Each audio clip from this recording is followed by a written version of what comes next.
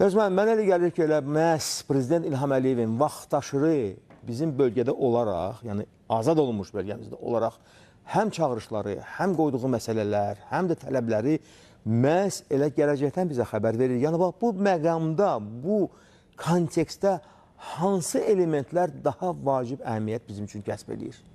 Bir daha axşamınız xeyir olsun. Mən də sizi, xalqımızı müstəqillik günümüz münasibəti ilə təbrik edirəm. Həqiqətən də müstəqillik böyük nemətdir və Azərbaycanın bu istiqamətdə müasir dövrdə real müstəqillik yolunda addımları çoxları üçün nümunədir. Bilirsiniz ki, müstəqillik tarixən bütövlükdə bütün dünya üçün nisbi anlayışdır. Bugün çox az sayda dövlət real müstəqilliyə sahibdir. Onlardan da biri Azərbaycandır və bunun da təməlində Ulu Öndər Heydər Əliyevin 5 mart 1965-ci ildə Azərbaycan SSR DTK-sına rəhbər gəldikdən sonra müstəqillik istiqamətində real addımların atılması, müstəqillik yolunda çalışan realların himayəsi və onlara dəstək verilməsi fonunda başlanan bir yoldur. Düzdür, sonraki dövrlərdə qısaca deyim, AXC müsavat ünsürləri, xüsusən xalq şəbhəsi hərəkatı bu müstəqillik yolunda ciddi problemə çevrildi.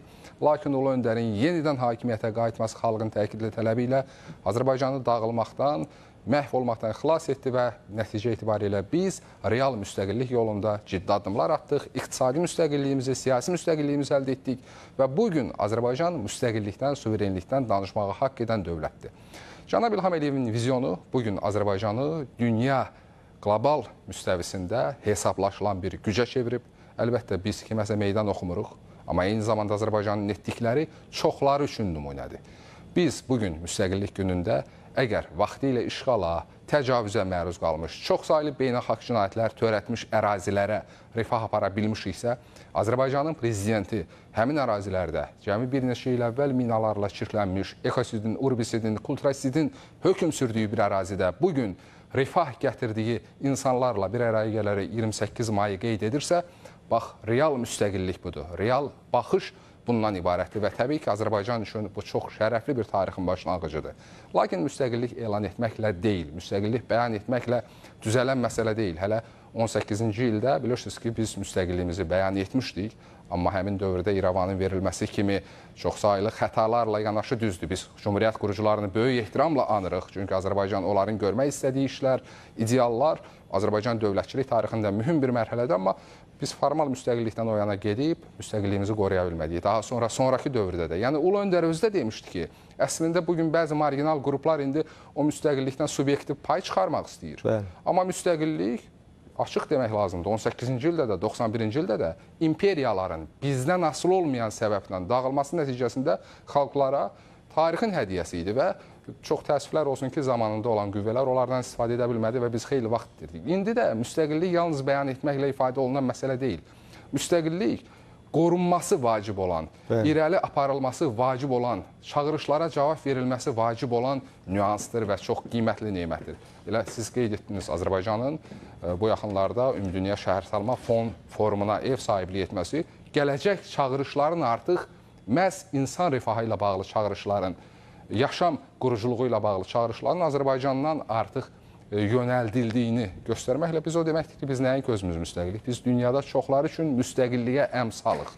Bu əlbəttə ki, sevindirici haldır. Çox sevindirici haldır ki, 18-ci ildə bəyan olunan ideallar, çatıla bilməyən idealları bugün yaşayırıq. Biz bugün nəinki özümüz müstəqillik, digər tərəfdən separatizmə son qoymaqla, işğala, təcavüzə son qoymaqla, xarabazara çevrilmiş ərazilərdə o ərazilərin ölçüsü BMT-yə üzv olan 40 dövlətin ölçüsündən daha böyükdür. O əraziləri sıfırdan qurmaqla yeni bir insan rifahı formasiyası formalaşdırırıq. Bu əslində elə dünyaya Azərbaycanın müstəqillik nümunəsinin əmsalıdır.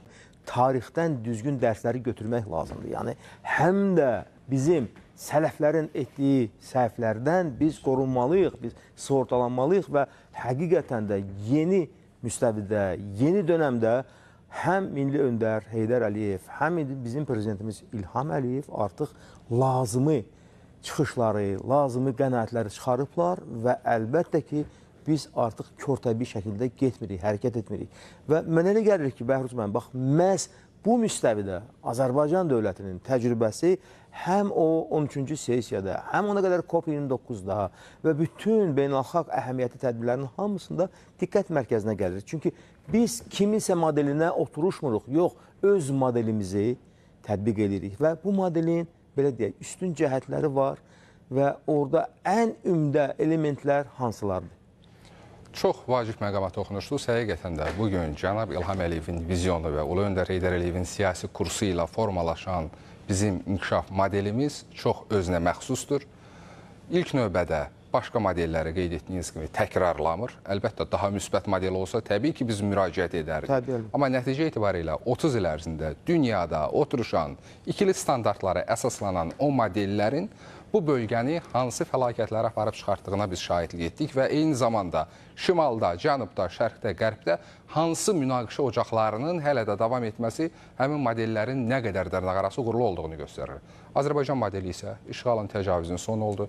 Azərbaycan modeli sıfırdan sözün əsl mənasında dövlət quruculuğu ilə və bütövlükdə Azərbaycan modeli yalnız Azərbaycan xalqının yox, bu modelə görə biz dəfələrlə demişik, bu bölgənin hər bir sakini, hər bir gürcü, hər bir erməni, hər bir ləzgi, ümumiyyətlə bu bölgədə kimlər varsa, bax bu modelin qurucusuna daim sözün əsl mənasında minnətdar olacaq.